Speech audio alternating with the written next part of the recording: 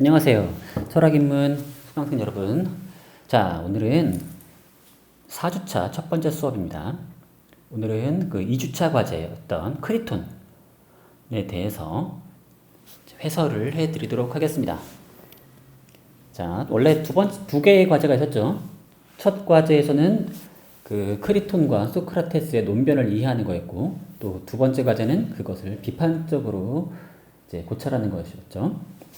자, 우선 논변을 이해해 보도록 합시다.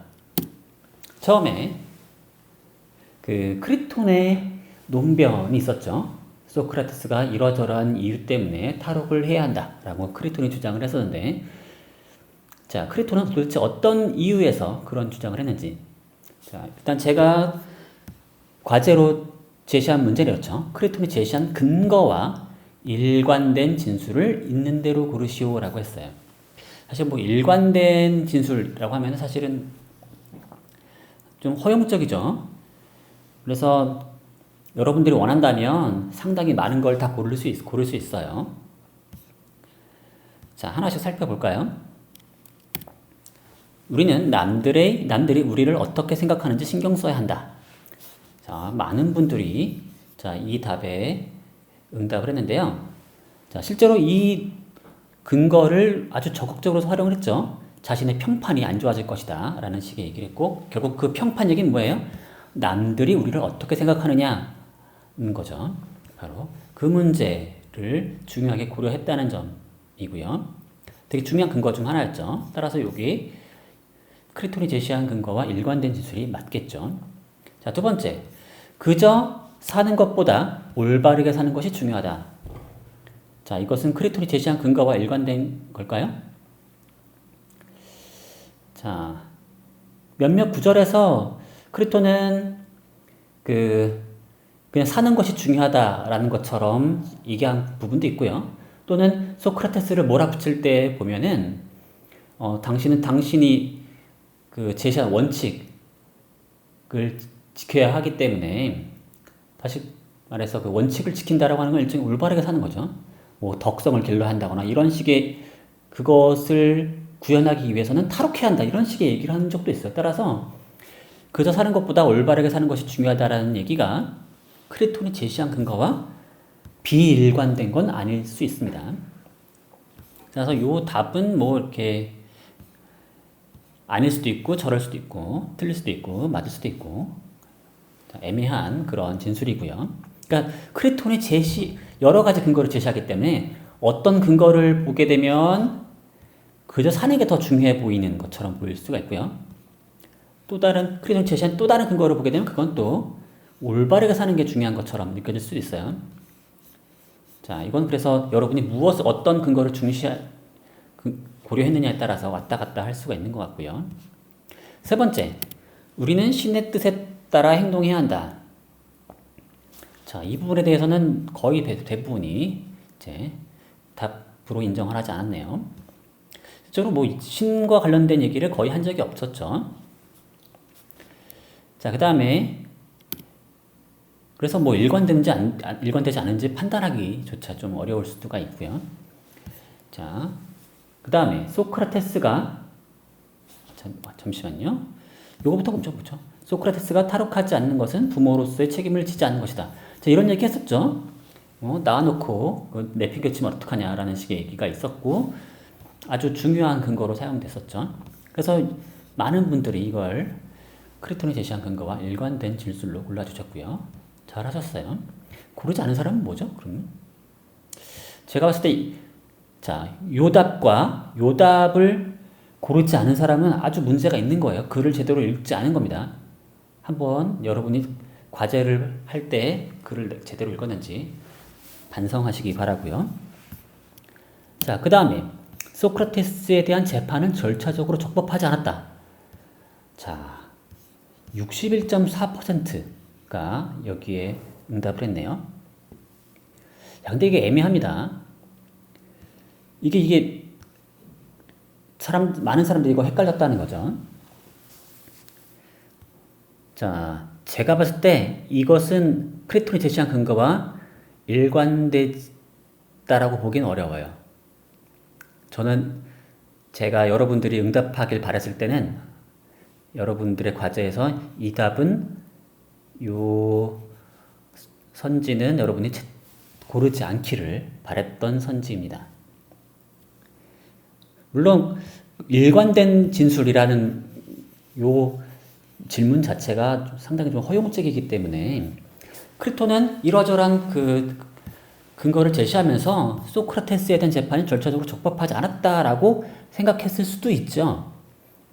뭐 그걸 완전히 배제하진 않지만 그래도 글을 읽어봤을 때 크리톤이 이런 식의 믿음까지 가졌는지는 분명치 않아요. 그리고 여러 정황으로 봤을 때 그런 믿음을 가졌을 것 같지도 않고요. 자, 그건 다시 얘기를 드릴게요. 아주 중요한 부분이어서. 그 다음에 소크라테스의 죽음은 적들을 이롭게 할 것이다. 68.6% 밖에 응답을 안 했네요. 자, 근데 이건 어떻게 봐야 될까요? 중간에 그런 게 있죠.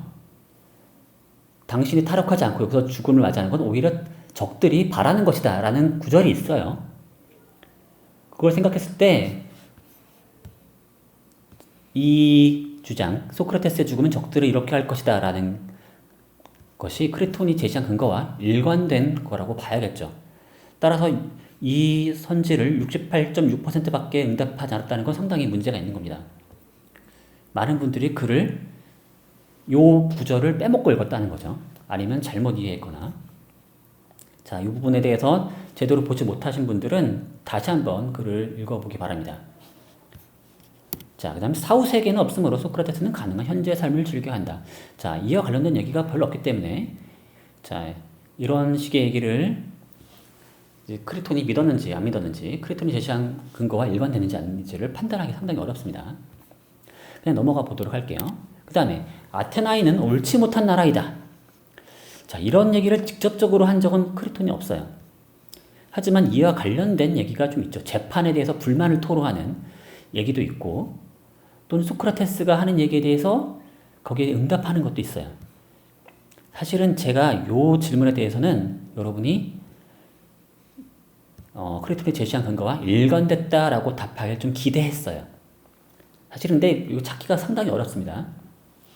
약간 좀 숨어있는 부분이어가지고 뭐 어쨌든 뭐 나라 전체를 옳지 못하다라고 믿었는지도 좀 분명치 않기도 하고요. 어쨌든 그럼에도 불구하고 좀 8.6%밖에 여기에 응답하지 않은 것은 좀 아쉬운 측면이 있습니다. 이건 바로 다음에 더 자세하게 얘기 드리도록 하고요. 그 다음에 소크라테스가 탈옥해도 안전하게 살 수 있다. 자, 이게 분명히 하고 있죠. 옆 나라 테살리아로 이제 망명을 할 수가 있고 거기서는 소크라테스가 안전하게 살 수 있다는 얘기를 분명히 하고 있어요. 자, 그렇기 때문에 만약에 다른 이유 때문에 소크라테스가 탈옥을 거절한다면 그렇게 생각할 필요 없다는 얘기를 꼭 하고 있죠. 따라서 이것도 크리톤이 제시한 근거와 아주 일관된 응답이라고 볼 수 있습니다. 근데 하지만 여기에 응답하지 않은 일부는 문제가 있는 거라고 봐야겠죠. 자, 그렇다면 앞에서 제가 여기 두 번째 여기 그저 사는 것, 여기 소크라테스에 대한 재판을 절차적으로 적법하지 않았다 라는 얘기와 아테나이는 옳지 못한 나라다. 자, 이런 주장에 대해서 어떻게 판단해야 할지를 확인할 수 있는 그 구절이 있습니다. 한번 같이 보도록 하죠. 자, 제가 실수를 통해서 자, 어쨌든 자, 여기를 봅시다. 11절에 나오는 구절인데요. 바로 이 앞에 얘기는 소크라테스가 하는 얘기입니다. 우리는 나라의 법률에 대해서 이 나라야말로 우리들에게 잘못을 저질러서 정당한 판결을 내리지 않았다 라고 말할까? 그렇게 말할까? 아니면 어떻게 말할까? 라고 소크라테스가 크리톤에게 묻고 있죠. 이때 크리톤이 이렇게 말합니다. 제우스께 맹세코 그것이야말로 우리가 하려는 것일세 라고 답을 하고 있죠. 자, 바로 여기 따옴표 안에 있는 이 구절을 크리톤이 이제 그렇게 생각하고 있다는 거죠. 이 나라야말로 우리들에게 잘못을 저질렀다. 지금 아테나이가 우리들에게 크리톤과 또는 소크라테스에게 잘못을 저질렀다라고 얘기하고 있죠. 잘못을 저질렀다는 건 부정한 행위를 했다는 거죠. 이 나라가 부정한 행동을 했다. 그러니까 나라가 부정한 나라 또는 부정한 나라 모든 면이 부정하다라고 말하진 못하더라도 일부 부정한 행동을 했다라고 생각할 수 있죠. 또한 판결도 정당하지 못했다고 말하고 있어요.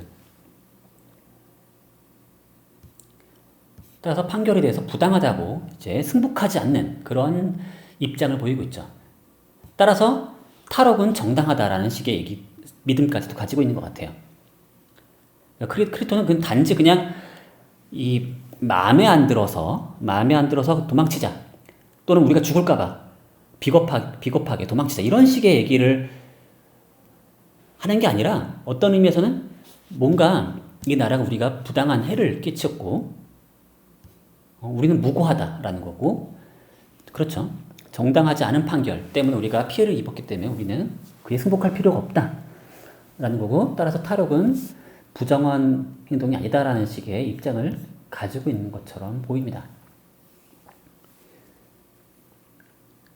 자, 근데 여기서 조심할 점이 있어요. 첫째, 따라서 크리톤은 어떤 믿음을 가지고 있느냐? 아테나이가 적어도 부당한 행동을 했다라고 하는 거죠. 정의롭지 못한 행동을 했다라고 하는 거고요. 그런 의미에서 아테나이가 정의롭지 못한 나라라고 생각할 수 있고요. 두 번째로 정당한 판결을 내리지 않았다라고 하는 이 구절을 통해서는 판결 결과에 대해서 뭔가 잘못됐다라고 생각하는 것 같아요. 하지만 여기서 아주 조심해야 될 게 있습니다. 뭐냐면 결과에 대해서 승복하지 않는다라고 해서 절차적으로 문제가 있었다라고 생각하는 거냐라고 본다면 그건 좀 모호합니다. 그리고 소크라테스가 여러 가지 얘기를 하는 걸 봐서는 이 재판 과정 자체에서 뭔가 촉법하지 않은 그런 일은 없었어요.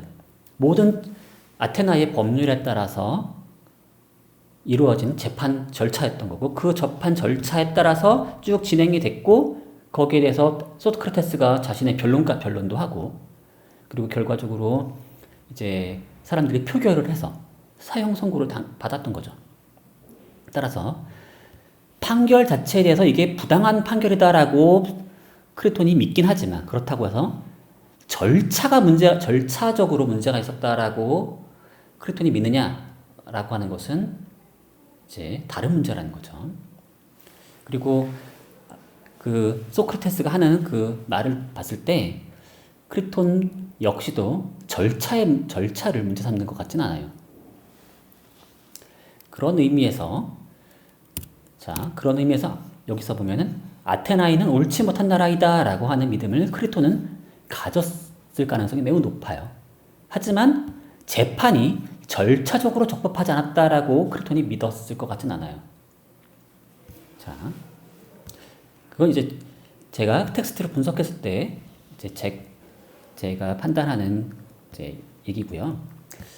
자, 물론 여기에 완벽한 정답이 있는 건 아닙니다. 하지만 최대한 텍스트의 근거에서 여러분들이 답을 찾을 수 있도록 노력을 해야 한다는 거고요. 저로서는 사실 여기 첫 번째, 그 다음에 요 네 번째, 다섯 번째, 그 다음에 일곱 번째, 그 다음에 여덟 번째 이렇게 총 5개가 크리톤이 제시한 근거와 일관된 진술이다라고 고르고 싶었습니다. 자, 이 정도로 한번 크리톤의 논변에 대해서 분석을 넘어가도록 하고요. 자, 이번에는 소크라테스로 넘어가도록 하죠.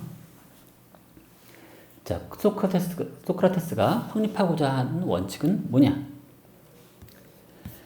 자, 이건 대부분 아주 잘 하셨고요. 자, 다수의 의견을 따르는 것이 옳다? 그렇지 않죠. 전문가를 따라야 한다 그랬죠. 자, 이 한 명 반성하시고요. 자, 이미 옳다고 동의한 것은 지켜야 한다. 분명히 이런 얘기 했었죠. 거의 대부분이 이걸 골랐지만 고르지 않은 분도 있는 거죠. 19명이나 이걸 고르지 않았네요. 19명인가? 아니, 19명까지는 아니죠. 어쨌든 일부분이 고르지 않았어요. 그 다음에 육체도 마음만큼 똑같이 귀중하다? 오히려 이와 반대되는 식으로 얘기했죠. 마음이 육체만큼 귀중하다. 또는 오히려 훨씬 더 중요하다라고 했죠. 따라서 육체가 마음만큼만 귀중하다라고 말하면 안 됩니다. 이건 소크라테스가 확립하고자 하는 원칙이 아니고요. 그러니까 마음이 훨씬 더 중요하다라는 걸 오히려 확립하고자 했죠. 그 다음에 그저 사는 것보다 바르게 사는 것이 중요하다라고 크리톤에게 물었고 이제 긍정적인 대답을 이끌어냈었고요. 그래서 이것도 맞는 거고요. 어떤 경우든 부정을 행해서는 안 된다라고 얘기했고 그것도 이제 크리톤에게 긍정적인 답을 이끌어냈죠. 그 다음에 부정에 대한 안갚음은 부정이 아니다? 아니죠. 부정에 대한 안갚음도 부정이라고 분명히 얘기했습니다. 자, 6명 반성하시고요. 자, 남에게 해를 끼치는 것은 부정이다. 자, 이거 부정이라고 분명히 얘기했습니다. 자, 그 다음에 질병이 육체를 해치듯이 부정은 영혼을 해친다. 의외로 응답 결과가 낮은데 이것도 분명히 소크라테스가 얘기한 겁니다. 자, 부정을 행하면 영혼을 해친다라고 얘기했죠. 그러니까 건강이 육체를 좋아지게 만들고 질병이 육체를 나쁘게 만든다. 마찬가지로 비슷하게 정의는 영혼을 좋게 만들고 부정은 영혼을 나쁘게 만든다. 영혼을 해친다. 이런 식의 얘기를 했어요. 자, 그 구절들 꼭 찾아보시고요. 찾기 어렵다면 저의 강의 노트를 활용해서 그걸 찾기 바랍니다. 강의 노트에 나름의 길잡이가 있어요. 자, 그러면 탈옥하지 않으면 자신의 평판이 나빠진다는 이유로 탈옥을 해야 한다라는 크리톤의 논변에 대해서 소크라테스가 어떻게 반박을 하고 있느냐? 제가 100자 이내로 재구성을 하고 했어요. 그래서 아마 되게 어려웠을 것 같은데 왜냐하면 100자가 상당히 짧아요. 그래서 100자 이내로 줄이는 게 쉽지 않았을 텐데 그래도 잘 하셨더라고요. 자, 어떤 분은 이렇게 말했습니다. 소크라테스는 다수에 대한 자신의 평판에 신경 쓰기보다는 정의와 부정에 관해 잘 아는 사람 한 사람만을 그리고 진리 그 자체가 무엇이라 말하는지에 대해 신경 써야 한다고 주장한다. 자, 좋습니다. 분명히 이렇게 얘기했어요. 평판보다 뭘 해야 한다? 그 다수의 의견보다는 누구의 의견? 정의와 부정에 관해 잘 알고 있는 한 사람. 그러니까 그런 전문가의 의견에 대해서 신경 써야 한다 그랬죠. 자, 근데 이게 논변이 되려면 그래야 하기 때문에 라고 이제 말이 될 수 있는데 우리는 또다시 물을 수 있죠. 왜 하필 그래야 되느냐? 왜 전문가의 의견을 들어야 되느냐라고 물을 수 있죠. 그것까지 좀 더 완성해주면 그것까지 좀 얘기가 들어가면 좀 더 완성된 논변이 될 수 있을 것 같아요. 자, 그에 대한 근거가 비슷하게 그에 대한 근거까지 약간 들어있는데 이건 사실 유비에 의존하고 있는 거죠. 뭐냐면 운동선수가 다수의 평가를 듣는 것이 아니라 의사나 체육 전문인의 말을 들어야 한다. 그래야지 자신의 건강을 해치지 않겠죠. 마찬가지로 소크라테스도 모든 사람이 아닌 전문적인 한 사람의 평가가 중요하다라는 거죠. 여기서 지금 이 문제에서는 정의의 문제니까 정의에 관한 전문가의 평가를 중시한다는 거죠. 좋은 재구성이고요. 아이고. 세 번째, 아무것도 모르는 사람들의 의견을 존중한다면 해를입니다. 자, 그 사례로서 운동선수 얘기를 들었죠. 운동선수가 의사나 체육 전문가의 말을 듣지 않고 다른 사람의 말을 듣다가는 건강을 해칠 수 있죠. 마찬가지로 이제 전문가의 말을 듣지 않으면 영혼을 해칠 수도 있고 등등의 얘기가 있는 거죠. 그러므로 이제 많은 사람들이 어떻게 말하든 신경 쓸 것은 없고 정의와 부정에 관해 잘 아는 사람에게 마음을 기울여야 한다라고 얘기한 거죠. 아주 잘했고요. 그 다음에 전문가가 아닌 아무것도 모르는 사람들의 의견을 존중한다면 육체와 영혼이 해를 입음으로 단 한 사람이라도 정의와 부정에 관해 잘 알고 있는 사람의 의견을 존중해야 한다. 자, 아주 잘했습니다. 이런 식의 논변을 통해서 평판에 신경 쓰지 말라라고 한 거죠. 그 다음에 자, 사실 요거를 제가 강의 노트에 정리해 놨었죠. 첫 번째로 이렇게 좀 더 이제 완성된 버전인데 사실 100자보다 길어요. 그래서 저처럼 답안을 쓸 수는 없었겠죠. 자, 영혼은 정의로 인해 좋아지고 부정으로 인해 파괴된다. 내가 탈옥하냐 마느냐의 문제는 정의와 부정의 문제에 해당한다. 내가 부정을 저지르면 네 영혼은 파괴될 것이다. 네, 건강과 질병의 문제에 관해 대해서 다수의 의견보다 그 방면의 전문가의 의견을 따라야 하듯이 정의와 부정의 문제에 대해서 다수의 의견보다 그 방면의 전문가의 의견을 따라야 하는 거죠. 따르지 않으면 어떻게 되겠어요? 내 영혼이 파괴되겠죠.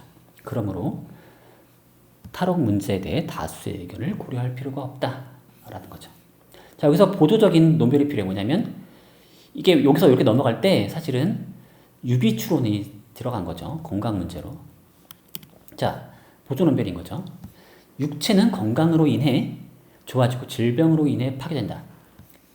육체의 문제는 다수의 의견보다 그 방면의 전문가의 의견을 따라야 한다. 만약 전문가의 의견을 따르지 않아 질병을 얻는다면 육체는 파괴될 것이다.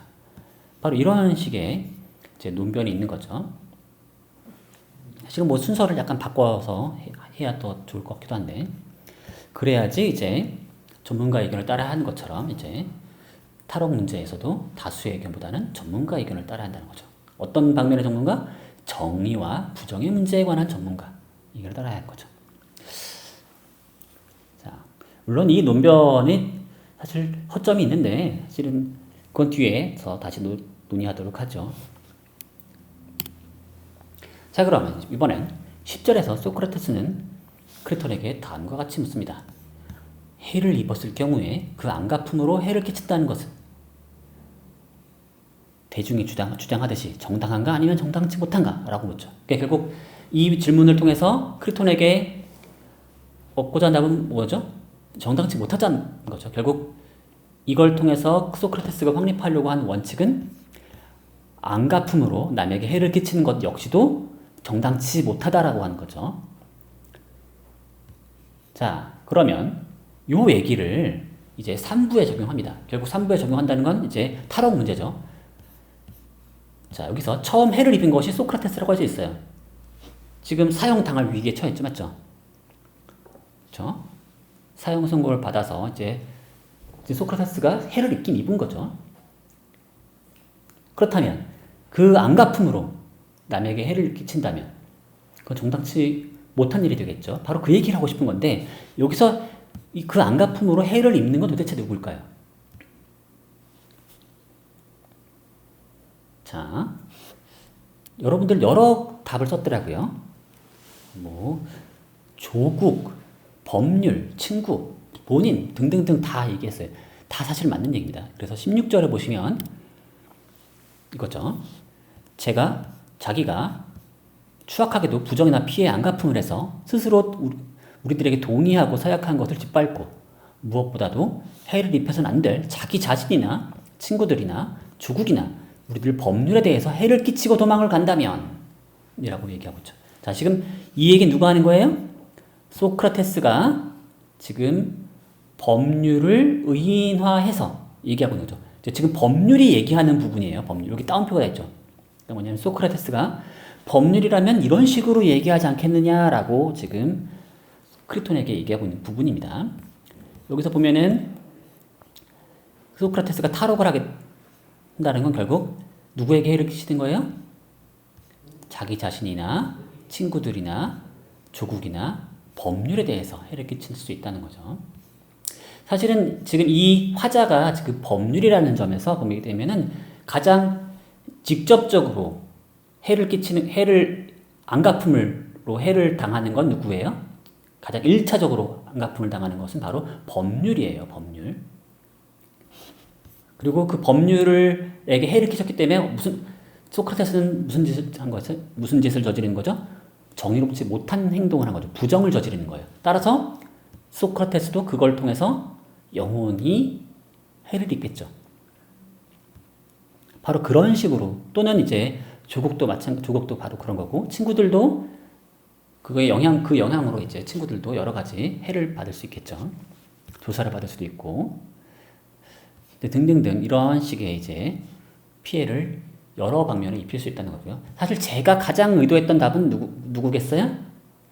법률입니다. 법률.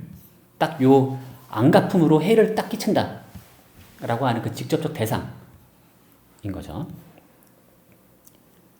근데 왜 법률이 해를 입느냐? 라고 물어본다면 어떻게 답해야겠어요? 본인이 탈옥을 한다는 건 뭐예요? 하라고 법률을 지금 지키지 않는 게 되는 거죠. 그렇죠? 법률에 의거해서 사형 선고를 당했는데 그거를 이제 무시하고 도망치는 행위니까 법률을 무시해버리는 거고. 그러면 만약에 이런 짓을 소크라테스가 아니라 다른 사람들까지도 다 따라한다면 법률이 뭐가 되겠어요? 나라의 법률이 무너지는 거죠. 바로 그런 얘기입니다. 게다가 여기서 보면은 그 글을 읽어보면은 법률은 무고해요.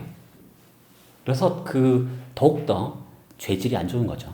그러니까 나에게 부정을 저지른 사람에게 곧장 해를 끼치는 게 아니라 나에게 부정을 저지른 건 누구예요? 인간들이에요. 인간들. 아테나의 다른 사람들이에요.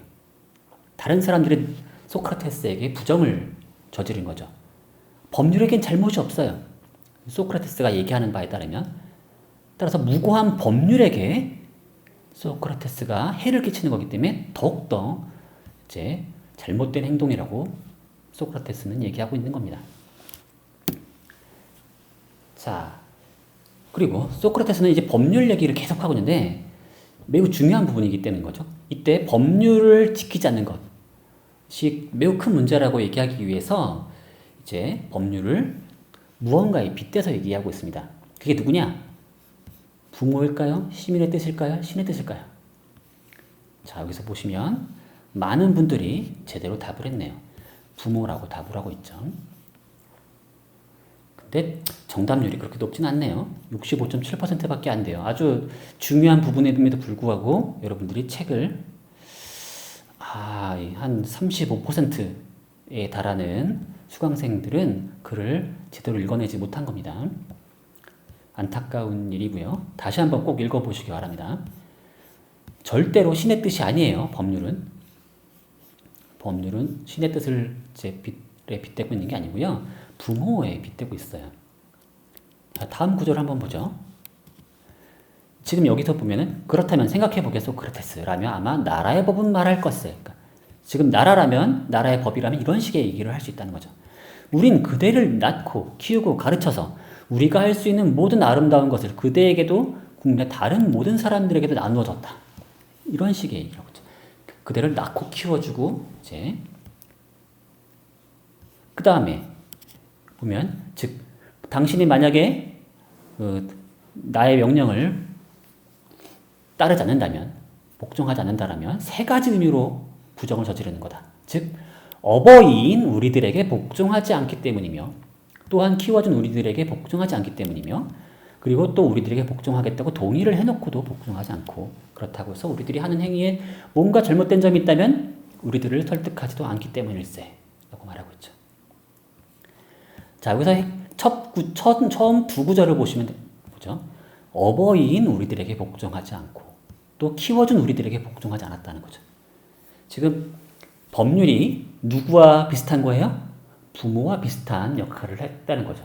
그렇기 때문에 더더욱 법률을 따르지 않는 것은 매우 큰 잘못이라고 얘기하고 싶은 거죠. 자, 아주 핵심적인 그 구절입니다. 자, 그러면 탈옥을 거부하는 소크라테스의 논변을 100자 이내로 재구성해보라 라고 하는 제가 그 과제를 냈는데 이것도 어려워요. 왜냐하면 100자 이내라고 하는 게 아주 어려운 거죠. 너무 짧아요. 그럼에도 불구하고 아주 잘하신 분들이 있습니다. 자, 근데 그 잘했더라도 제가 몇몇 부분을 좀 지적을 할 거예요. 자, 첫 번째. 어떤 분은 이렇게 답을 했네요. 해를 입히는 것은 부정을 행하는 것과 다를 바가 없다. 내가 탈옥을 하게 된다면 누군가에게 해를 입히게 될 것이고 내가 살아있다고 한들 그것은 올바른 삶이 아니다. 좋습니다. 아주 좋은 논변이에요. 근데 논문에서 뭔가 비어있어요. 도대체 탈옥을 하는 게 도대체 누구에게 해를 입히는 거죠? 이 부분을 제대로 지적하지 않은 거죠. 누구에게 해를 입히는 거예요? 법률인 거죠. 법률. 무고한 법률. 그리고 더 나아가서 그 법률에게 해를 입힘으로써 결국 누구의 영혼? 본인의 영혼까지도 해를 입는 거죠. 그걸 좀 정확하게 얘기를 해줘야 되는 거죠.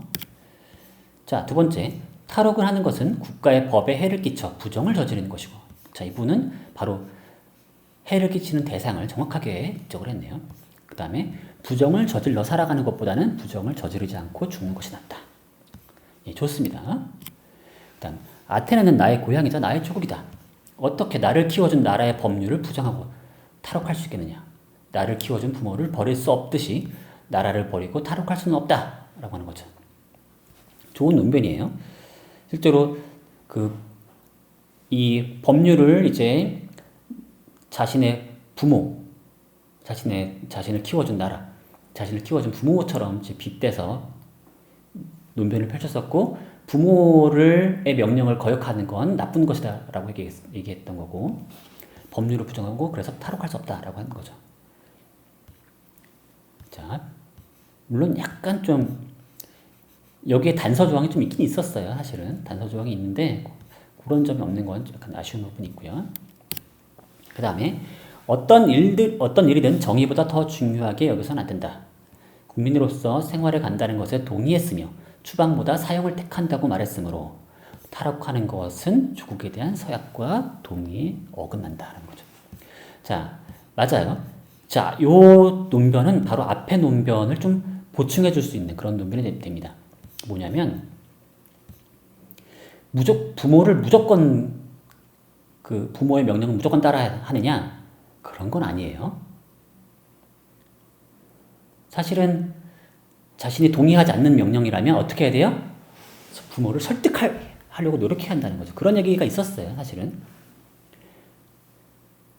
그런 식으로 이제 동의하지 않는 명령이라면 어떤 식으로 그 명령에 대해서 자신이 거부할 수 있는지에 대해서 단서가 있었습니다. 그래서 무조건 부모 또는 나라의 법률을 지켜야 한다라고 아주 무조건적으로 얘기한 건 아니었어요. 하지만 그 단서에 대해서 소크라테스는 어떻게 얘기합니까? 사실은 근데 자기가 나라의 법률에 대해서 동의했다라고 한 거죠. 국민으로서 생활해 간다는 거에 동의했고 나라의 법률에 대해서 마음에 든다고 암묵적으로 동의했다는 거죠. 그렇기 때문에 더더욱 지켜야 한다는 거죠. 그래서 그 부모이기 때문에 지켜야 하지만 더더욱이나 내가 동의했기 때문에 꼭 더 지켜야 한다는 것. 바로 그러한 얘기를 소크라테스가 한 것이었고, 자, 그래서 요 논변과 요 논변을 합치면 이제 더욱 충실한 논변이 될 수 있겠죠. 또 아마 법은 말할 것에 조국을 공경하며 조국이 벌할 때는 겸손히 따라야 하네. 그리고 나는 추방보다는 사형을 택한다고 말했었네. 그러니 이제 와서 그 말을 부끄럽게 할 수는 없네. 좋은 부분을 따왔는데 제가 요구하는 건 뭐예요? 재구성입니다. 재구성. 그래서 인용이 아니라 재구성을 해주시기 바랍니다. 자, 그러면 이제 탈옥을 거부하는 소크라테스의 논변을 여러분이 좋은 답들을 제시했지만 제가 강의 노트에 제시했던 버전을 한번 소개해 드리도록 하겠습니다. 자, 간단하게 말하자면 이런 거죠. 두 가지 원칙을 소크라테스는 제시했어요. 부정한 경우를 당한다 하더라도 부정의 안갚음으로 남에게 해를 끼치면 안 된다 라는 거고요. 두 번째 원칙은 한 사람이 누군가에게 뭔가 옳다고 동의했다면 그것을 행해야 한다는 거죠. 그러면 첫째, 내가 탈옥하는 것은 아테나의 법률에 해를 끼치는 행동이다. 그러므로 원칙 1에 의해 나는 탈옥하지 않아야 한다 라는 논변이 하나 완성되고요. 두 번째로 내가 탈옥하는 것은 내가 옳다고 동의한 아테나이의 법률을 깨트리는 행동이다 라는 거고, 그러므로 원칙 2에 의해 나는 탈옥하지 않아야 한다는 거죠. 물론 이제 각각 첫 번째 전제, 요 전제에 해당하는 부분들을 보충해야 할 필요가 있죠, 원래.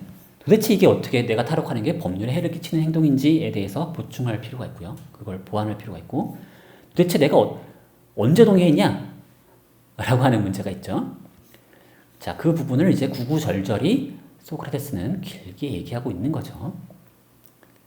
만약에 우리가 좀 더 길게 소크라테스의 논변을 이제 재구성하라 라고 하는 과제였다면 이 부분을 좀 더 길게 보완할 수가 있었겠죠. 하지만 중요한 건 뭐냐면 핵심을 놓치면 안 돼요. 아주 지엽적인 그 부분들을 쫓아가다가 전체 논증의 구조를 빠뜨리면 안 되는 거죠. 전체 논증의 구조는 바로 이런 형식이라는 겁니다. 자, 이러한 식의 과제를 수행한 결과 여러분들은 어떤 의견을 가지게 됐냐? 소크라테스의 논변은 설득력이 있느냐? 상당히 많은 분들이 설득력이 있다고 답을 했어요. 85.7%가 설득력이 있다라고 답을 했고 14.3%는 설득력이 있지 않다라고 답을 했어요. 물론 이 의견은 첫 번째 과제를 수행하면서 제시한 결과인 거고요. 다른 과제를 수행하다가 보면은 이제 이 의견이 바뀔 수가 있겠죠. 그래서 다음 과제인 소크라테스에 대한 반박 논변을 제시하는 과제를 여러분이 수행했죠. 바로 그 과제를 여러분들이 수행하면서 제가 보기에는 이 의견이 많이 바뀐 것 같더라고요. 그걸 한번 보도록 하죠. 자, 반박 논변의 구성.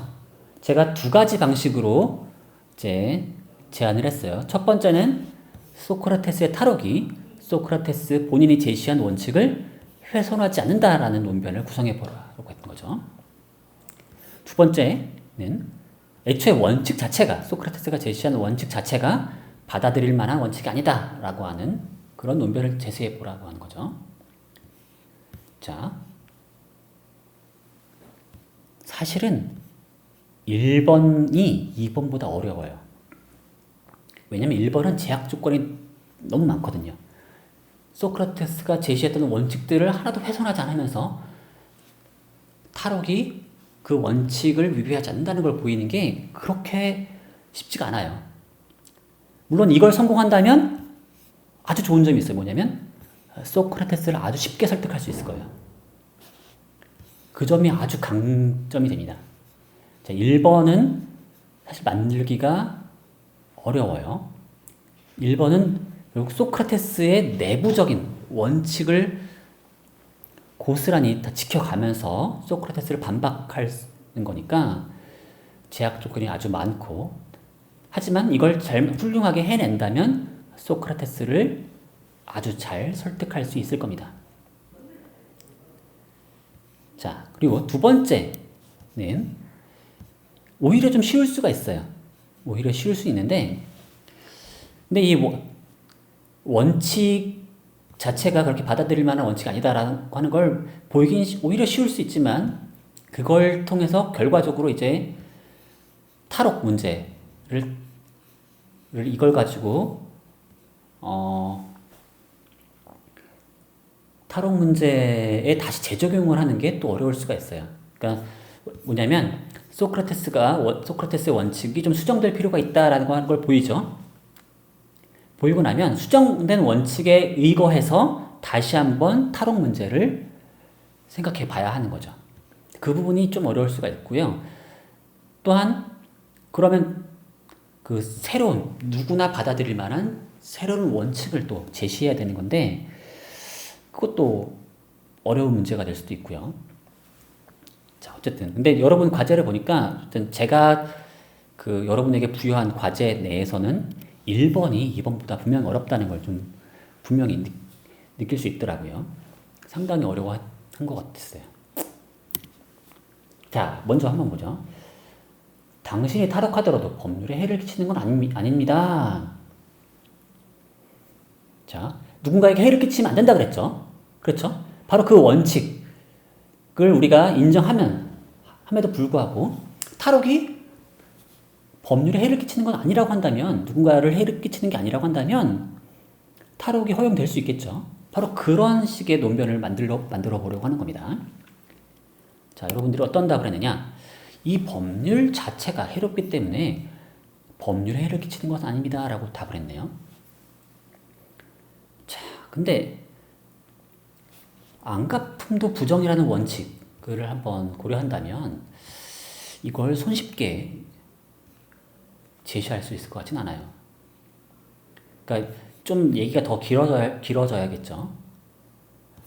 그 누군가가 해롭기 때문에 걔를 법률을 어기는 게 해를 끼치는 거 아니다. 자, 그러니까 지금 그 안갚음도 부정이라고 소크라테스는 얘기했었고요. 또한 법률이 지금 우리가 법률을 어기게 되면 결국 법률 자체는 피해를 입는 거죠. 내가 안 지키고 딴 사람도 안 지키고 것이고요. 그렇게 되면 법률은 지금 무너지는 거 아닙니까? 그러니까 법률 자체가 해롭고 안 해롭고는 중요한 문제가 아니라는 거죠. 어쨌거나 내가 법률을 지키지 않으면 법률은 해를 입는 거죠. 바로 그 문제에 대해서 좀 생각해 볼 필요가 있는 거고요. 두 번째, 무고한 당신이 불합리한 선고를 받은 것부터가 실질적인 법 정의에 해가 간 일이기 때문입니다. 이는 저항을 통해 반복되지 않도록 해야 합니다. 무고한 희생자가 나오지 않도록 하는 것은 법률이 원하는 것입니다. 많은 고민을 통해서 나온 답인 것 같고요. 매우 잘 쓰셨어요. 일단 시작은 소크라테스가 무고하다는 거고 선고 자체가 불합리하다는 거고요. 바로 그걸 인정하고 나면 이제 그 결과를 그 재판 결과를 깨트리는 건 법 정의에 해가 가는 것은 아니다라는 거죠.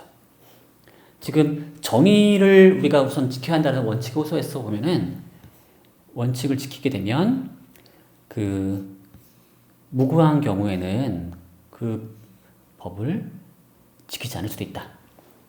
오히려 저항을 해야 한다. 무고한 희생자가 나오지 않도록 하는 것은 오히려 법률이 원하는 거 아니겠느냐. 그러니까 뭔가 상위 법률이 있다면 그 상위 법률을 우리가 지키는 행동일 수 있다는 거죠.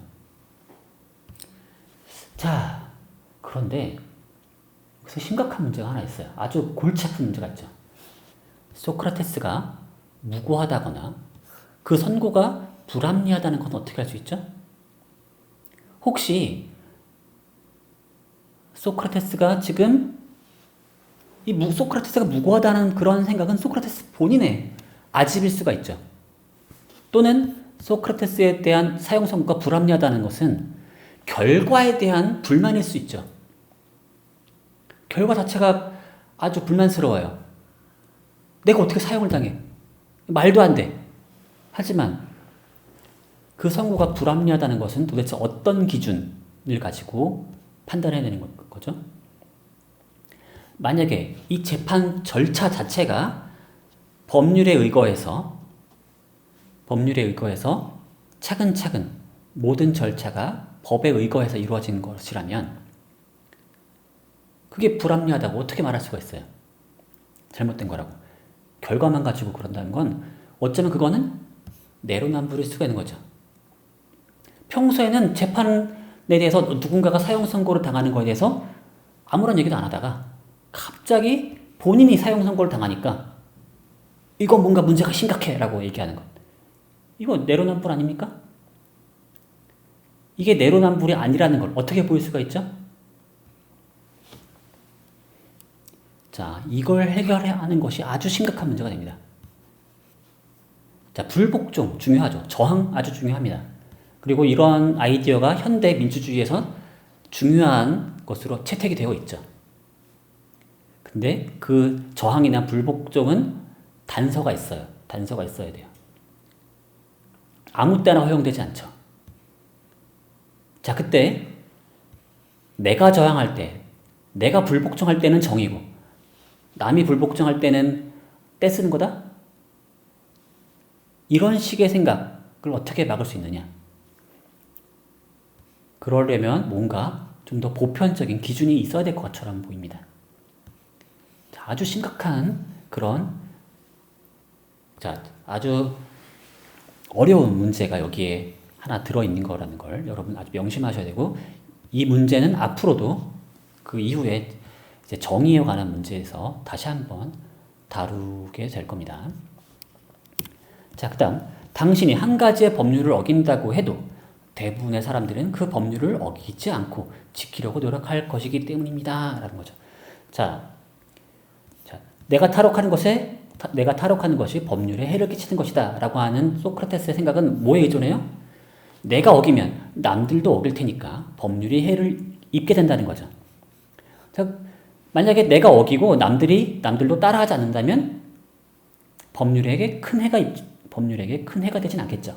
바로 그 부분을 공략한 거예요. 아주 좋은 전략이죠. 하지만 다른 사람들은 여전히 법률을 잘 지킬 거라고 어떻게 믿을 수 있죠? 내가 어기는 것이 이번만 그럴 거라는 걸 어떻게 보장할 수 있죠? 자, 그 부분을 잘 만들어야 되는 거죠. 내가 어기는 거는 어떤 분명한 어떤 기준 때문에 바로 그 문제 때문에 나는 어길 수 있었고 남들은 여전히 어기면 안 된다 라고 하는 그런 얘기가 있어야 되는 거죠. 그렇죠? 이번 사안은 뭔가 예외적인 뭔가가 있기 때문에 나는 어길 수 있다. 그렇기 때문에 남들도 나를 따라하진 못할 것이다 라는 식의 얘기. 뭔가 이번은 예외다라고 하는 것을 잘 보여야 되는 거죠. 이 역시 마찬가지로 내로남불 문제가 같이 있는 거죠. 그 다음, 애초에 재판 진행 과정이 옳지 않았기 때문입니다. 라는 것. 이렇게 말하면 참 좋겠죠. 하지만 소크라테스도 인정하듯이 재판 과정 자체는 절차적으로 적법했어요. 변론도 다 했고, 그 표결에 의해서 그 선고가 이루어졌다는 거죠. 과정 자체에는 문제가 없었어요. 결과가 마음에 안 들 뿐이지. 그러면 도대체 뭐가 옳지 않았다는 거죠? 절차 말고 옳지 않았음을 얘기할 만한 게 뭐가 있는 거죠? 자, 이 법의 적용 문제에서 절차에 대해서 문제 삼지 않고 결과에 대해서 문제 삼는 경우에 매우 심각한 문제가 있을 수 있어요. 자, 그렇기 때문에 상당히 조심스러운 부분이에요. 그래서 어쨌든 이 진행 과정에 대해서 문제 삼을 수 있다면 참 좋겠지만 이 사례에서는 소크라테스 재판의 사례에서는 이런 식의 얘기를 하기는 어렵습니다. 그래서 자, 이 부분을 여러분들이 그 많은 사람들이 여기에 답을 했지만 아주 쏙 마음에 드는 건 없었어요. 사실은 저도 여기에 쏙 마음에 드는 답을 하기는 저도 어렵습니다. 어쨌든 여러분 많은 노력을 하셨고요. 다음 두 번째, 어떤 답은 이런 게 있었는데 아주 길게 답을 하셨어요. 정의와 부정의 문제에 대해서 다수의 의견보다는 그 방면의 전문가 의견을 따라야 한다. 아테네의 시민들이 벌인 재판은 법치주의에 기반하였다기보다 개개인의 감정에 휘둘린 재판이었습니다. 당장 당신이 재판을 받은 이유부터가 정치적인 이유 아니었습니까? 그렇게 원칙 없는 재판에는 정당성을 부여하기 어렵습니다. 같은 이유에서 이러한 재판이 가능하게 하는 아테네의 법 또한 정당함과는 거리가 멀어 보이기 때문입니다. 그러한 법은 부모의 명령에 복종하듯 따를 만한 가치가 없습니다. 아주 공들인 답안이었고요. 저는 아주 좋은 점수를 드리고 싶어요. 점수를 제가 드릴 수 있다면. 자, 왜 훌륭하냐? 이 재판 자체가 어떻게 돼요? 배심원들의 표결에 의해서 결과가 결정되죠. 자, 그런데 소크라테스는 어떤 얘기를 했었어요? 정의와 부정의 문제에 대해서는 다수의 의견보다는 그 반면에 전문가의 의견을 따르라고 했었죠. 그런데 재판 자체가 어떻게 돼요? 이루어져요? 사람들의 표결을 통해서 이루어지죠. 이렇게 되면 정의와 부정의 문제에 있어서 전문가가 아닌 사람들의 의견에 따라서 재판 결과가 결정되죠. 따라서 이 재판 절차는 소크라테스의 원칙에 따르면 정당하지 못한 그런 과정인 거죠. 따라서 아주 좋은 논변입니다. 표결을 통한 재판 절차 자체가 애초에 정당하지 않다라는 것을 소크라테스의 원칙에 고수하여 정당화한 거죠. 아주 훌륭한 논변이에요. 하지만 아쉬운 점이 있어요. 뭐냐면 이 논변은 탈옥이 법률에 해를 끼치는 것이 아니란 논변이라기보다는 그건 아니죠. 해를 끼쳐도 된다는 논변인 거죠. 그렇죠? 왜냐? 애초에 정당하지 않으니까 거기엔 해를 끼쳐도 된다는 식의 논변인 거지 법률에 해를 끼치지 않았다라고 얘기하는 게 아닌 거죠. 또한 표결을 통한 재판 절차가 정당하지 않다고 해보죠. 그렇다 하더라도 이러한 정당치 못한 절차를 애초에 소크라테스가 암묵적으로 동의한 것이라면 어떻게 된 거죠? 소크라테스가 이런 식의 재판 절차에 대해서 애초에 문제 삼지 않았다라면 그렇게 되면 이게 또 골치 아픈 문제가 될 수가 있는 거죠. 어쨌든 아주 훌륭한 답안이었고요. 잘하셨습니다. 자, 그 다음에 두 번째, 당신이 탈옥하더라도 옳다고 동의했던 것을 깨는 건 아닙니다. 왜냐하면 애초에 당신의 사형 선고는 중후 정치로 이루어진 법정에서 선고된 부당한 판결이었기 때문입니다. 자, 그런데 이것 아까 방금 전에 얘기했듯이 그 절차 자체를 소크라테스가 암묵적으로 동의한 거라면 어떻게 되는 거죠? 만약에 그것에 동의하지 않았다면 지금 이제 와서 탈옥해야 되는 게 아니라 어떻게 돼요? 그 재판 절차를 바꾸기 위한 노력을 애초에 먼저 했어야죠. 그런 노력도 하지 않고서 이제 와서 탈옥하는 건 비겁한 거 아닙니까? 또는 옳다고 동의한 것이 잘못되었기 때문입니다. 근데 이거는 원칙에 대한 비판인 거죠. 그러니까 옳다고 동의한 것이 잘못일 수 있다. 따라서 옳다고 동의했던 것을 깨는 것이 허용된다라는 식의 얘기하고 싶은 거죠. 근데 이거는 원칙에 대한 비판인 거지 동의를 깨는 건 아니라는 식의 논변은 아닌 거죠. 자, 이건 문제에 알맞는 답은 아닌 거고요. 또 당신이 국가에게 동의한다고 주장하더라도 실제로 행하셨던 모든 것을 알고 있는 것은 아니기 때문입니다. 자, 이거 아주 좋은 전략인데요. 뭐냐면 그 소크라테스가 자신이 아테네아이의 법률에 암묵적으로 동의했음을 이제 주장하는 여러 근거들이 있었죠. 근데 이게 사실은 그래봤자 뭐예요? 암묵적인 동의죠. 그렇기 때문에 샅샅이 모든 면을 다 동의했다라고 할 수 있나요?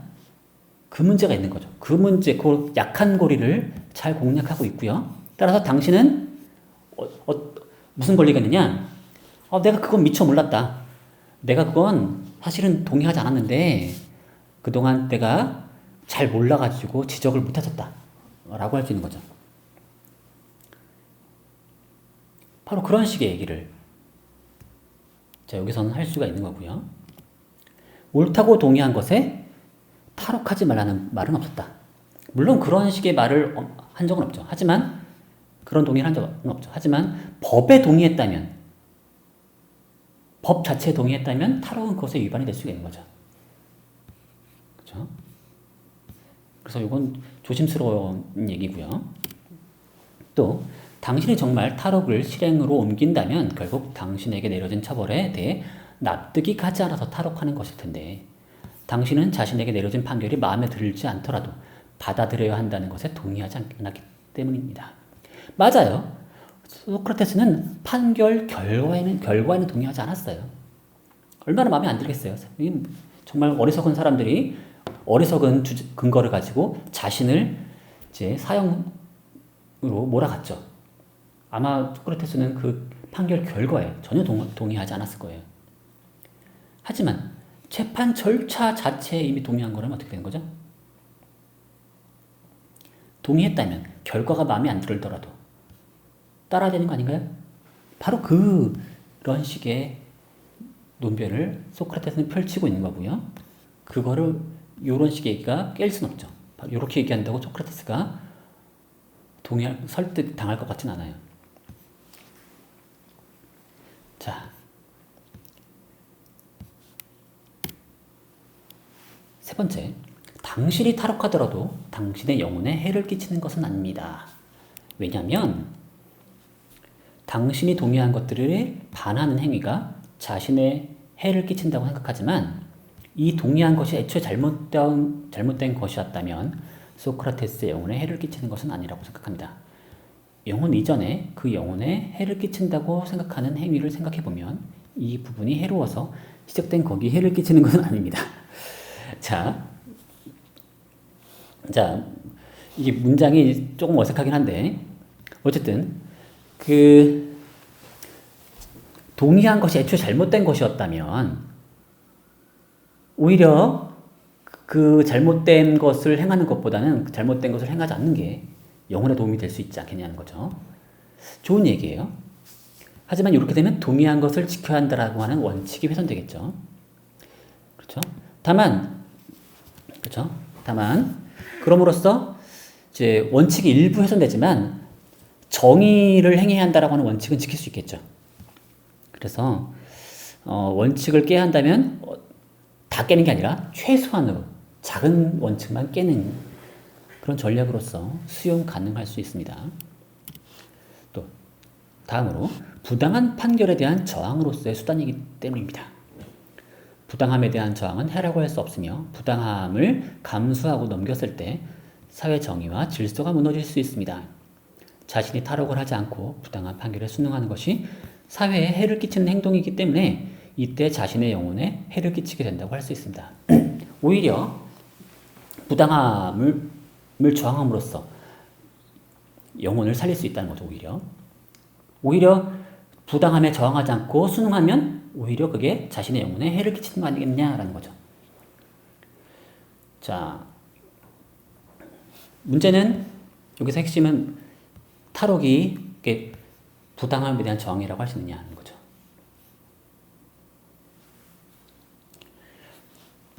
일단 이게 성립한다면 좋은 설득이 되겠지만 이를 보이려면 일단 탈옥이 정의로운 행동인지 부당함에 대한 이제 정이 될 수 있는지 정의로운 행동인지 이걸 보여야 되는데 이게 만만치 않은 과제가 여기 숨어 있는 거죠.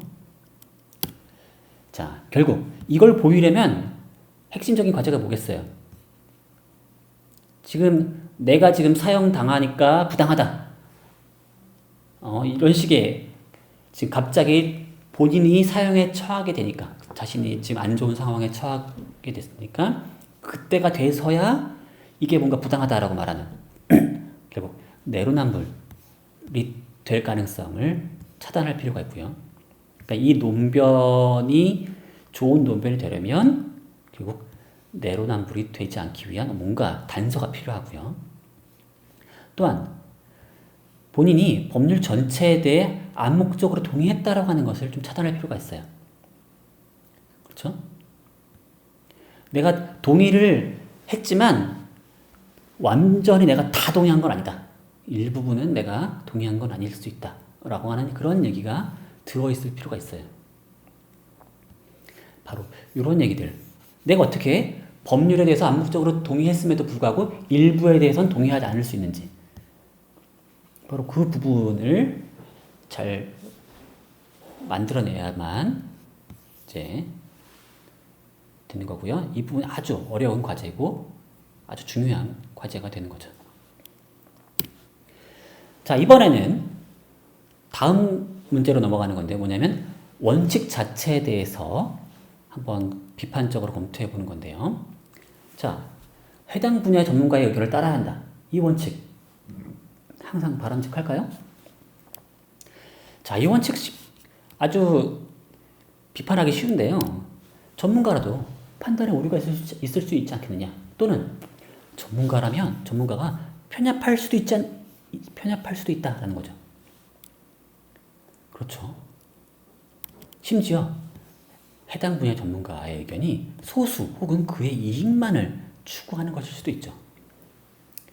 전문가 그룹이 짜고서 전문가가 아닌 사람들을 속인다면 어떻게 되겠어요?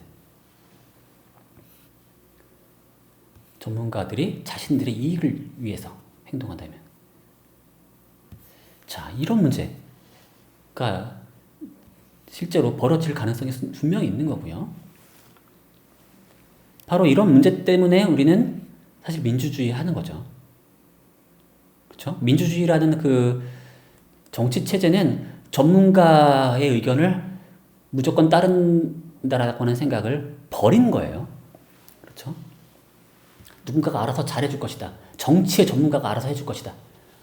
그런 식의 생각을 우리가 지금 따르고 있는 게 아닌 거죠. 오히려 그런 전문가라고 하는 사람들이 자신의 이익을 위해서 오히려 다수를 억압할 수도 있다라고 하는 그런 위험을 항상 염두에 두고서 민주주의를 하고 있는 거죠. 자, 좋은 얘기고요. 또 이런 거 봅시다. 다수가 절도를 옳지 못하다고 생각하는데 단 한 사람, 즉 대도둑이 절도를 옳다고 생각하여 다수의 의견을 무시하고 그 한 사람의 의견을 따르는 경우를 생각해 보면 답이 나오지 않겠습니까? 자, 요 답안은 이게 전문가, 비전문가 얘기랑 무슨 상관이 있을까요? 자, 뭐냐면 대도둑이 본인이 전문가라고 생각하는 거죠. 본인이 정의와 부정의 문제에 있어서 전문가라고 생각하는 거예요. 그래서 이 도둑이 절도를 옳다고 생각하는 거죠. 특히 대도둑, 예를 들면 이제 그 나라의 이제 부정을 저지른 사람들의 재산을 훔치는 것은 정의로운 행동이다라고 생각하면서 절도 생각을 벌이고 있는 거죠. 그리고 그런 자신의 생각을 자기는 일종의 전문가라고 여기면서 이런 절도를 행할 때 그 사람은 분명히 다수의 의견을 무시한 채 본인이 전문가라고 믿으면서 자신이 그런 행동을 하는 거겠죠. 자, 이런 상황을 우리는 어떻게 봐야겠느냐는 거죠. 자, 이 문제는 뭘 보는 거냐면 바로 전문가와 비전문가를 나누는 기준 자체가 모호하다는 거죠. 그렇죠? 도대체 누가 전문가이고 누가 아마추어인지 누가 결정해 주죠? 바로 그 문제를 심각하게 건드리고 있는 겁니다. 아주 좋은 비판이고요. 바로 다음 얘기도 비슷한 얘기인 거죠. 의사나 체육교사 등의 전문가들이 맡는 건강에 관한 영역은 그 전문 지식에 대한 올바름이나 객관성을 확보하기 쉽지만 이 정의의 문제에서는 그 기준이 명확하게 확립되기 어렵다. 따라서 여기에 대해서 뭔가 전문가와 비전문가를 나누는 것은 좀 어렵지 않겠느냐라고 하는 얘기를 하고 있는 거죠. 그래서 누군가가 만약에 내가 거기에 전문가다. 아니다, 내가 전문가다.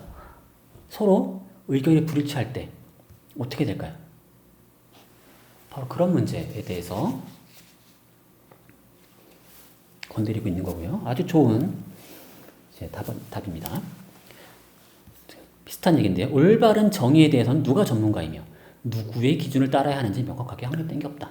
지식인조차 올바른 정의에 대한 가치관과 기준이 제각각이기 때문에 이 중 누가 전문가라고 정하기에도 어려움이 있을 것이다. 자, 이런 식의 얘기를 보게 되면 소크라테스 얘기가 좀 허황된 얘기처럼 들릴 수 있죠. 그렇죠? 도대체 누가 전문가이길래? 소크라테스는 정의의 문제에 있어서 전문가인가요? 바로 그 문제를 누가 대답할 수 있죠? 자, 다음으로 넘어가 보죠. 안가품으로 남에게 해를 끼치면 안 된다는 원칙이 항상 바람직한 것은 아닙니다. 왜냐하면 타인에게 부정한 행위를 저지르지 않기 위해서 자신을 버리게 될 수도 있기 때문입니다.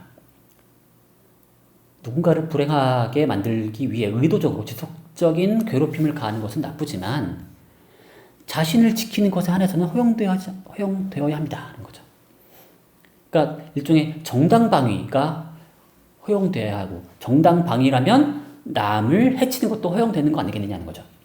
그건 뭐냐? 무고한 희생이 방지되어야 한다는 원칙과 이 안가품 금지 원칙이 충돌한다는 걸 보여주고 있는 거죠. 그래서 이걸 위해서 이 충돌 때문에 그 기본적으로 남에게 해를 끼치면 안 되지만 예외적으로 언제? 정당방위로서의 남을 해치는 것은 허용되어야 하지 않겠느냐라는 식의 얘기가 오늘날 실제로 허용되고 있죠. 물론 그 정당방위를 넘어서서 남에게 해를 끼치면 안 된다는 그런 얘기까지 있죠. 그래서 사실 논쟁이 되는 부분 중에 하나가 누군가 나를 이제 죽이려고 하거나 이럴 때 상대방을 내가 죽여도 되느냐. 상대방을 찌르거나 상대방을 이렇게 뭔가 딱 자신이 해를 입지 않기 위해서 상대방을 제압하는 것까지는 허용되더라도 그걸 넘어서서 상대방을 무력화시킨 상태에서까지도 상대방을 죽이거나 다치게 하는 행동 이런 것까지 허용돼야 하느냐에 대해서 상당히 논란이 되고 있죠. 그렇죠. 그 정당방위 범위에 대해서 여러 가지 논의가 있어요. 어쨌든 이런 식의 얘기가 그 소크라테스의 원칙에 좀 예외가 허용돼야 한다라는 걸 보여주는 좋은 반론이 될 수가 있겠고요. 두 번째, 국가는 죄수에 대한 안갚음으로 형벌을 가하는데 이런 행위가 이루어지지 않는다면 범죄에 더 많이 노출될 수 있는 것처럼 더 큰 위험을 초래할 수 있기 때문입니다. 아주 좋아요. 국가는 죄수에 대한 안갚음을 하고 있죠. 그렇죠? 어떤 죄를 저지른 사람들이 국가에 의해서 형벌을 받죠. 그런 이유 중 하나는 더 큰 부정이 일어나는 걸 방지하기 위해서, 더 큰 위험을 방지하기 위해서인 거죠. 바로 그걸 위해서 공적 복수가 허용되고 있죠. 공적인 처벌이 허용되고 있는 거 아니겠느냐라는 겁니다.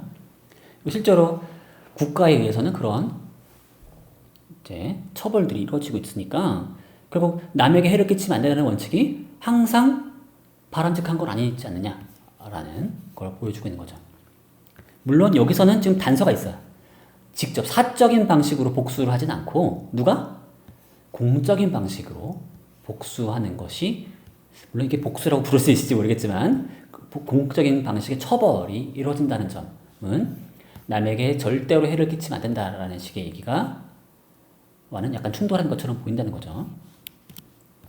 그 다음에 세 번째, 타인의 기준에서는 정의롭지 않은 행동이지만 자신에게는 정의로운 행동이라고 행했을 경우 이로 인해서 타인이 해를 입었을 때 자신은 정의로운 행동이라고 한 행동을 통해서 타인이 해를 입었을 때 자신이 정의롭지 않은 행동을 했다는 사실을 모를 수 있으므로 안갚음으로 남에게 해를 끼칠 수 있다고 생각하기 때문입니다.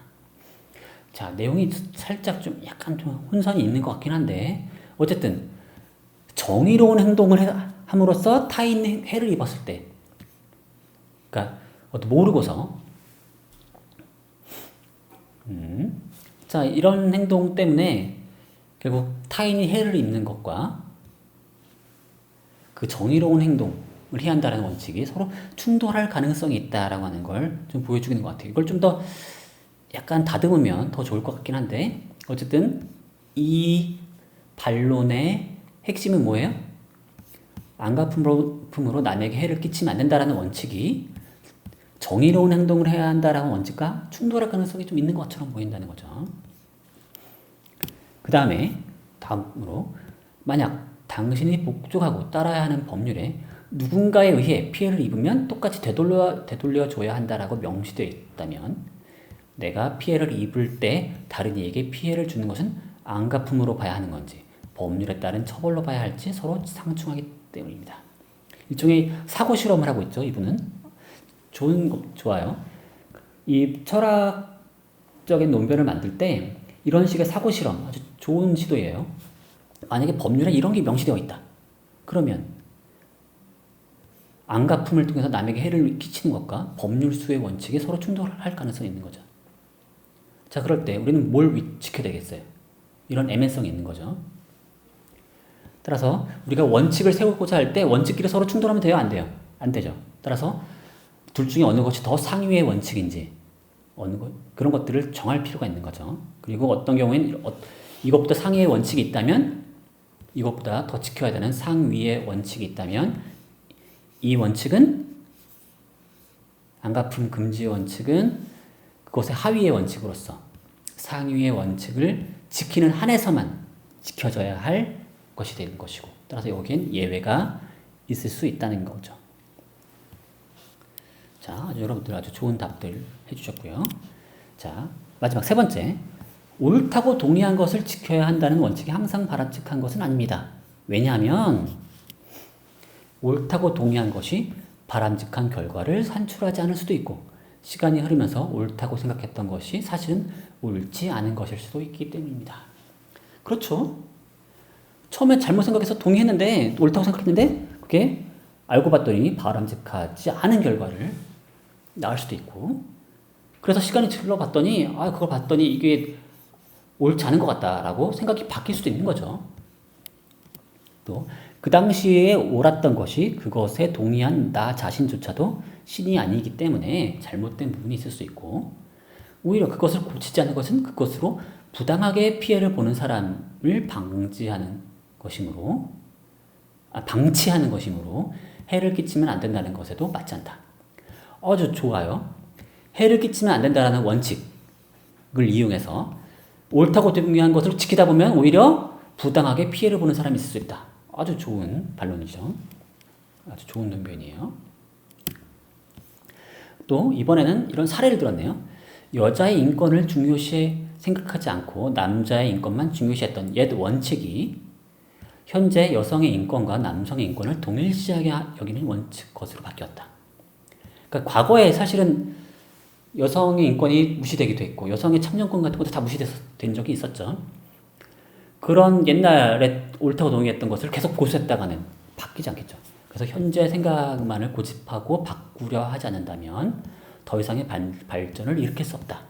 따라서 이러한 발전을 위해서 뭐가 필요해요? 동의했던 것을 깨는 게 필요하다는 거죠.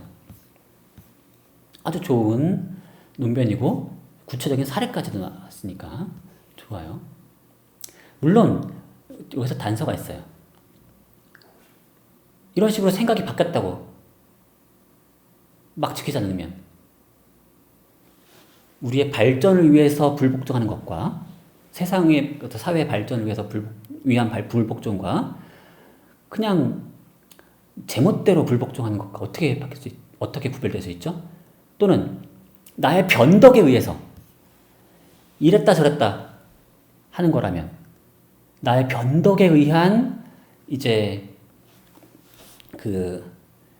변덕에 의해서 지키지 않는 것과 변덕이 아니라 뭔가 근거가 있어서 이제 지키지 않겠다고 하는 것과 그것 둘을 어떻게 구별할 수가 있을까요? 자, 그런 문제가 심각한 문제가 되겠죠. 그리고 문제가 있다라고 느껴졌을 때 내가 옛날에 동의했지만 이제는 그것을 내가 동의할 수 없다라고 느꼈을 때 어떻게 하는 게 올바른 걸까요? 그냥 불복종하면 될까요? 바로 그 문제가 또 남게 되죠. 자, 그래서 여러분 앞에서 이제 소크라테스가 제시한 원칙들이 이러저러한 문제들이 있고 어떤 경우에는 예외를 허용해야 될 때도 있고 이런 식으로 원칙을 수정해 합시다. 그러면 어떻게 돼요? 그걸 탈옥 문제에 또 재적용을 해야겠죠. 예를 들어서 우리가 정당방위를 허용해야 한다라고 해봅시다. 그러면 소크라테스의 탈옥은 정당방위일까요? 자, 이런 이에 답할 필요가 있겠죠. 또 더 큰 우리가 어떤 원칙을 지키는 것이 때로는 동의한 것을 막 지키다가는 더 큰 부정을 초래할 수도 있다. 따라서 그걸 방지하기 위해서는 우리가 뭔가 지키기로 한 것을 깰 필요도 있고 이런 식의 얘기를 한 적 있죠. 그러면 소크라테스의 탈옥은 더 큰 부정을 방지하기 위한 정의로운 행동으로 간주될 수 있을까요? 자, 바로 이런 식의 얘기들을 답할 필요가 있고요. 또 우리가 동의하지 않게 될 수도 있다. 그러니까 앞에서 옛날엔 동의했지만 이제 생각이 바뀌어서 여러 가지 근거가 또 생겨가지고 그것을 동의하지 않게 됐다. 자, 그러면 불복종하면 되나요? 탈옥하면 되나요?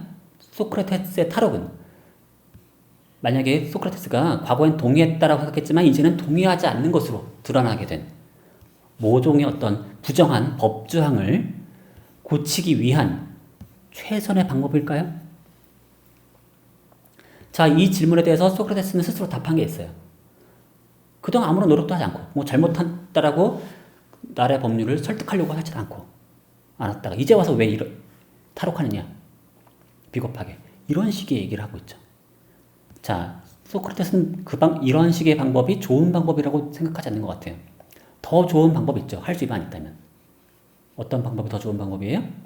그 법정을 개정하려고 우선 노력해야 된다는 거죠. 따라서 탈옥을 한다는 건 그렇게 좋은 방법은 아니에요.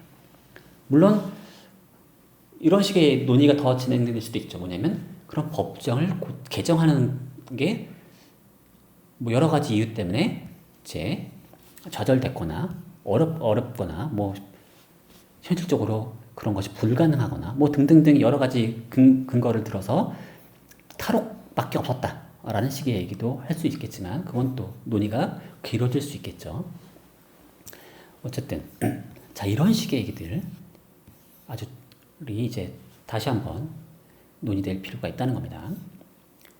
자 이제 마지막으로 이런 식의 여러분들이 반박 논변을 이제 만들어 보는 과정 속에서 여러분의 생각도 다시 재정립됐겠죠?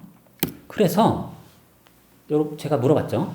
소크라테스는 크리톤의 제안에 따라 탈옥해야 했을까? 라고 제가 질문을 했어요. 그랬더니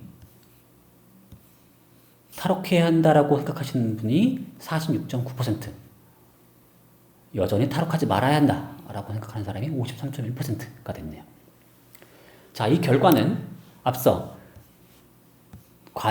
첫 번째 과제를 했을 때와는 사뭇 다른 결과죠. 설득력이 있다라고 원래 생각하신 분이 85.7%였는데 이분이 확 줄어든 거죠. 그렇죠? 설득력이 있다라고 생각하신 분들이 아마도 두 번째 과제를 하면서 많이 줄어든 것 같아요. 설득력이 없다라고 생각을 하면서 탈옥해야 한다라고 생각을 좀 바꾼 분들이 좀 있는 거죠. 상당 부분. 물론 여전히 많은 분들은 탈옥하지 않아야 한다라고 했지만, 자, 어떻습니까? 자, 여기까지 2주차 과제에 대해서 제가 해설을 해드렸고요.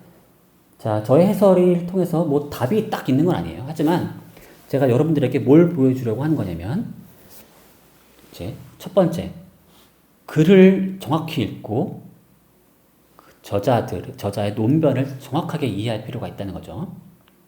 두 번째, 이해를 했다면 여러 가지 방법으로 그것의 반박 논변을 구성하는 수 있다는 거죠. 첫 번째는 소크라테스의 원칙을 이용해서 소크라테스의 탈옥이 원칙을 훼손하는 건 아님을 보이는 그런 논변을 만들 수가 있고요. 물론 그거 매우 어렵다고 얘기했죠. 두 번째는 소크라테스의 원칙 자체가 문제가 있다라고 하는 걸 보이는 논변을 만들 수 있다고 했죠. 자, 그런 식으로 여러분들 다양한 훈련들을 계속 해볼 수가 있는 거고요. 자, 이 훈련은 여기서 끝나는 게 아니라 앞으로 이제 우리 세계의 존재에 대한 그 논쟁 또는 뭐 신의 존재에 대한 논쟁 등등에서 계속될 훈련입니다. 자, 그러면 여기까지 여러분들 따라와 주시느라고 수고하셨고요. 자, 그럼 이번 수업 여기서 마치도록 하겠습니다. 감사합니다.